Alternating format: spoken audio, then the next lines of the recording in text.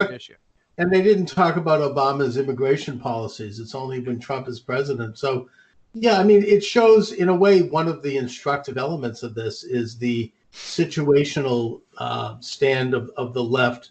It's all about power. I mean, we all recall that back in the 70s and 80s, how they railed against the FBI and COINTELPRO and the Right. CIA. I mean, I had a guest back then from the left who would come on my show and he had intricate details about the FBI. He won't come on with me now Right. Interesting. because now the FBI, it's the left's FBI.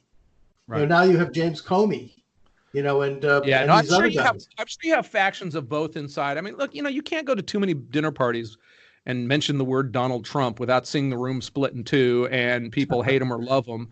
And to think that the same emotions aren't going involved in the CIA, I mean, and FBI. All you had to do was read the Strzok text to his girlfriend. It's like they felt exactly the same way that these people screaming out on the sidewalks are. They just happen to have the access to an unlimited amount of spying and ability at the stroke of a pen, and that's where we have to be very, very careful. But but even recently, the business of having an amphibious landing and helicopters and 20 guys in ninja suits show up to arrest Roger Stone. I mean, the left Don't would have forget been. CNN was parked across the street, though. Somehow they just no, they were there early. They were, and the guy that was at CNN was formerly an FBI guy, so they knew it was coming down. And then to have him sentenced to possibly 9 years in prison, and they're upset that somebody might criticize that.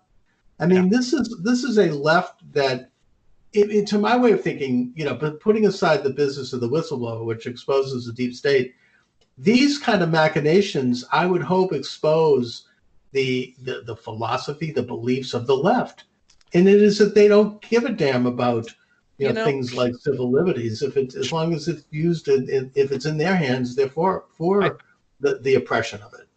I think you're right. I think that we are so partisan right now. I could hear what they're saying. They're saying, "Wait a second, Charles, you finally you don't believe in the rule of law." Stone attempted to do jury misconduct and X, Y, and they'll go through it all and say, well, wait a second. Sure. I thought you Republicans were law and order types, but I guess you're only law and order types if it's not your guys being arrested. And they've got their I know what you mean. That's like, I'm a law and order type in that I don't think it's right for a man who's never been convicted of anything bigger than a parking ticket, and he's 75 years old, to be put in prison for 9 years for basically sending out some tweets. Right. I mean, it's it's ugly. I mean, and the fact that this would be tolerated by people because they're so besotted by their ideology, that is just beyond my comprehension. Actually, I've never seen anything like it.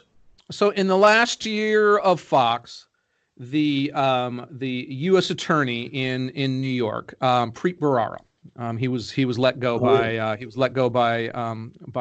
Obama. No, I'm sorry. He was let go by Trump. Yeah. He read some articles about Fox News and basically decided to have a fishing expedition and opened up a grand jury inquiry into Fox News. This is something that has barely been reported anywhere because everybody who was involved in it is afraid to upset the people who have subpoena power. And after I left Fox, this is after the election. I was pulled back to go sit before a panel of these U.S. attorneys who were looking for anything that they could find on it. And what they were trying to find, I think, was they were going to try to prove that Roger Ailes was hiring private investigators and doing things to help himself, not to help Fox, and therefore that was a securities violation, and they were going to get him. Or anything. They literally, once they're in there, right. they have carte blanche. Two things happened that screwed them up. One is Roger Ailes died, but they still had this open. The other thing is Hillary Clinton didn't win. Hillary Clinton lost, and that was a shock to everyone. But so they pulled me into this. Now this happened 2 years ago. This would have been, let's say, mid 2017. I would say, and And at first I thought, I don't need a lawyer. I didn't do anything unethical when I was at Fox, let alone illegal. And then my lawyer friend sat on me and made me hire a law firm to go through every single email and whatnot. And so here I am with these guys, and they're basically on a fishing expedition. There was no, and so far, to flash forward, they have never come up with any indictment or anything. They've also not called off the investigation. So there are people. So when you're called to this and your friends are called in, you can't talk to those guys because you know that if you have an email exchange or a phone number, then the next time you're called up, they'll say, were you colluding with this person to talk about your testimony? So they're literally people that I haven't spoken with in 2 years, friends, because they are fearful that, well, if the government redoes this. And, I'm not a big conspiracy guy. I don't see George Soros under everything. But a lot of what they focused on was my efforts when I was at Fox to combat Media Matters. Media Matters is a left-wing organization that basically was funded with some Soros money and a lot of other money to come after Fox.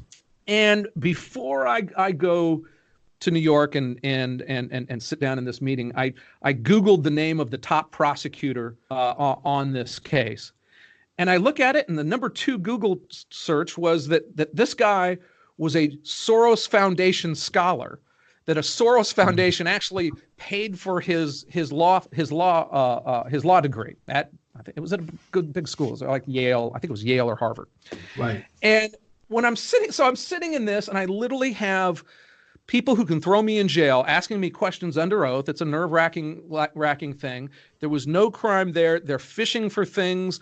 Literally, one was sent to college by a left-wing source, and they were digging into this stuff and trying to find dirt on Fox.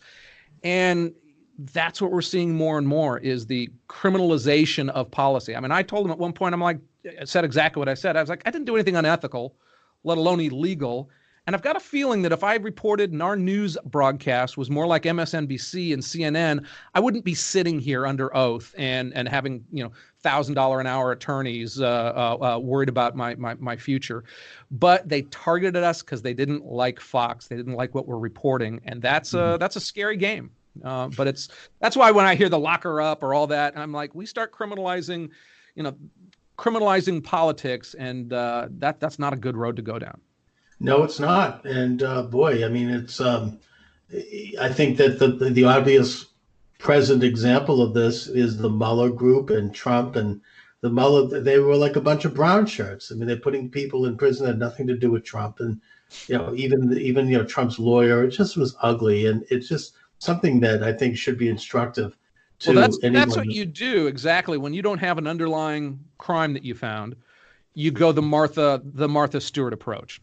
And as your listeners may remember, Martha Stewart ironically didn't do anything illegal, but then lied to the FBI and they tripped her up. Same thing with Flynn. Same thing with Stone. These people, out of that whole Mueller investigation and all of that stuff, not one American was accused or indicted for colluding with a foreign power in the U.S. election. They got a couple guys for either lying in the investigation. They caught some guy for old tax stuff and whatnot, but that was irrelevant to anything. I mean, they committed the terrible crime of supporting Trump, right, and doing so publicly. And you mentioned Martha Stewart. I mean, Comey was all over that one.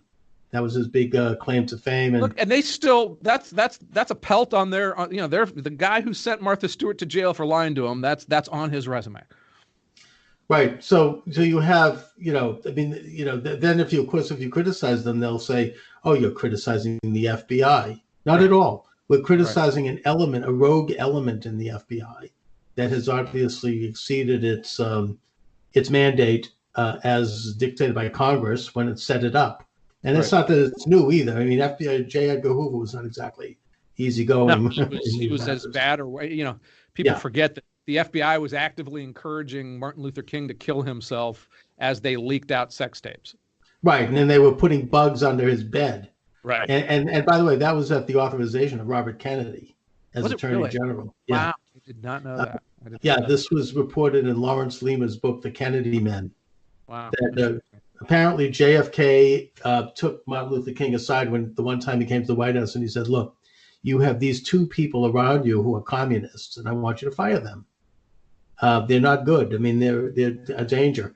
And Martin Luther King said he would, but he didn't do it. And so Robert Kennedy blew his top, and he went to Hoover and said, "We have to, watch him. We have to surveil him."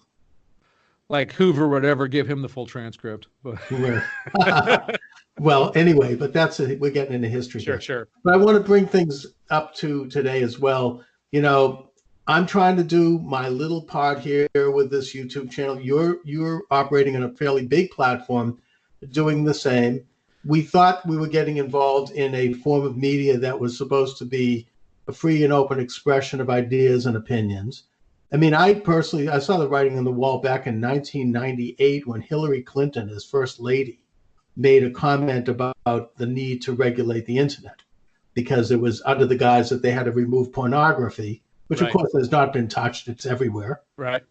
But, I could already see it, and a lot of conservatives could as well. This is what's going to happen. They're going to find some excuse, the camel under the tent to basically regulate the internet. And that's exactly what's happened. And they applaud it, and they have media, that they have promotion that we're stopping. They're not stopping the real bad people either. I mean, you still have, the nastiest of anti-American, anti-everything views. They're stopping people that they don't personally like. Yeah, look, this is all organized. It is. I mean, it is done for political power, not for anything good. I mean, the one thing that the First Amendment kind of recognized is the best antidote to bad speech is more speech. And but look, I'm a huge believer that political campaigns and discussions are downstream from media, from and whether that's social media, whether that's mass media, that they're downstream from schools and colleges. I mean, when you have, there's a study or a survey that came out fairly recently showing it was about half, I forget, it was just over half or just under half of college students saying the First Amendment shouldn't apply to hate speech. And you want to go and grab somebody by the neck and throttle them and saying, "What do you mean hate speech? What is that? Are you so?" Right. So now you're itty-bittying saying, I mean, we have very, very narrow definitions of over-the-top speech in America, down to basically, you can't encourage somebody to go do credible violence right then. But kids now are coming out of colleges thinking if you say that fat girl is fat and say it with a tone in your voice, that's making her feel bad, and therefore that's hate speech. Or say you don't believe a transgender person is actually a different sex or gender, or I get a little confused on it. Those kids are now running, and I mean, it's like those kids who were saying those things and those beliefs in college, they're now senior vice presidents at Google and at YouTube and they're running that. And conservatives find themselves caught up in a little bit of well, I'm conservative, so I really don't want the government to go in and tell some private company what they can do in their company. I'm conservative enough to say the government should stay out of that, even self-made monopolies. A lot of conservatives say that hey, it's Mark Zuckerberg built that. The government shouldn't come in and break that up. I've got some askew thoughts on that because I actually think that these companies are being served by a lot of federal law that should be changed on that, not broken up. But that puts conservatives in a weird thing. So everybody kind of hates Facebook right now and those, but it's the Democrats want them to clamp down more on speech. Republicans want them to clamp down less on what they consider bad speech. And nobody's really doing all that much on it. No, I mean, first of all, the idea of criminalizing hate speech, however it's defined, is un-American. It is a communist idea. Because if you criminalize hate speech, you're going to criminalize political speech, and You're going to criminalize opinion. Hate speech, for example, is something that is a legitimate issue if there is a real crime committed, which is criminal, and you can look to it as part of testimony in the process of discovering and convicting a person of a crime. Yeah, if they engage in hate speech, sure, that's goes to motivation in a crime. But the speech itself is not criminal under American understanding, traditional understanding of law. Speech itself is free. I think that it was Supreme Court Justice Oliver Wendell Holmes who kind of set the guidelines when he said, free speech does not mean you can yell fire in a crowded theater. In other words, you can't advocate violence or do things that directly cause violence to people. But beyond that, we are supposed to have free speech, and it's not supposed to be criminalized. And as far as the private ownership of Facebook, that is something I've heard conservatives say. And I think that at this point, Facebook